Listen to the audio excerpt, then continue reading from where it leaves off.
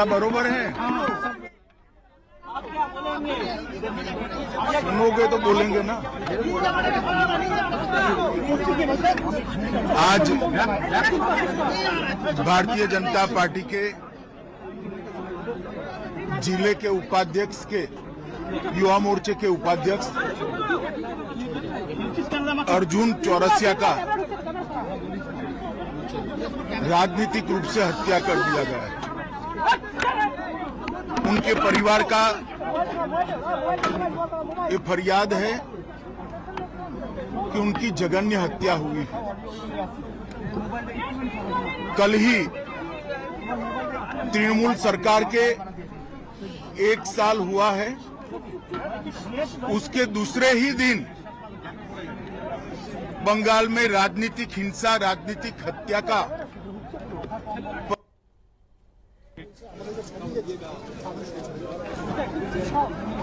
पूरे बंगाल में जहां पर भी जाते हैं राजनीतिक हिंसा, प्रतिशोध में हत्याएं और विरोधी राजनीतिक दलों के कार्यकर्ताओं को चुन चुन कर निशाना बनाने का अनेक उदाहरण हमारे सामने आए हैं। भारतीय जनता पार्टी अर्जुन की हत्या की, चौरसिया की हत्या की घोर निंदा कर रही है और हम भारतीय जनता पार्टी के सभी लोग न्याय की अदालत के सामने जाकर जिन्होंने भी चौरसिया का हत्या किया है उनको इस जघन्य हत्या का कड़ी से कड़ी सजा मिले वो सुनिश्चित करेंगे। मैं आज पूरे बंगाल की जनता को ये बताना चाहता हूं कि इसी के खिलाफ भारतीय जनता पार्टी लड़ रही है। बंगाल के अंदर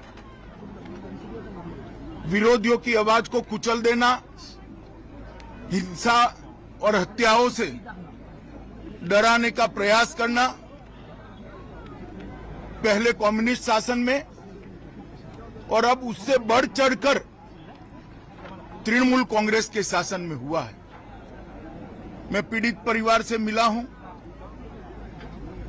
पीड़ित परिवार की चौरसिया की दादी को भी नहीं बख्शा गया, उनको भी मारा गया। उनके कहने के हिसाब से जोर जबरदस्ती चौरसिया के मृतदेह को परिवार से छीना गया है।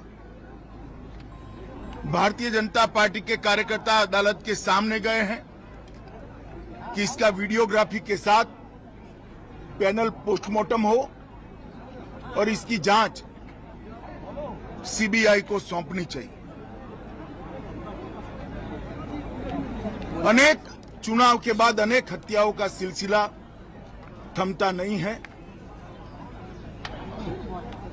कल 1 साल समाप्त होने के बाद जैसे संदेश दे रहे हैं कि हम रुकने वाले नहीं हैं।